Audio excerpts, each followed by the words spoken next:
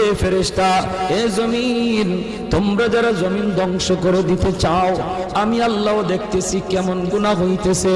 যেই মানুষে আমি আল্লাহ এত আদর করে বানাইলাম, আসমান আল্লাহ বানাইছেন কুন ফায়াকুন বইলা, ফেরেশতাও আল্লাহ বানাইছেন কুন ফায়াকুন বইলা, জমিন আল্লাহ বানাইছেন কুন ফায়াকুন বইলা, কিন্তু আমারে আপনারে আল্লাহ পাক কুন ফায়াকুন বইলা বানায় নাই।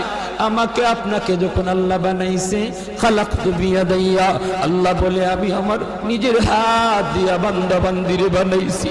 কারণ এই চেহারার মধ্যে এত দামি কপাল, ওই কপাল দিয়া বান্দা আমার কুদরতি কদমে সাজদা দিবে।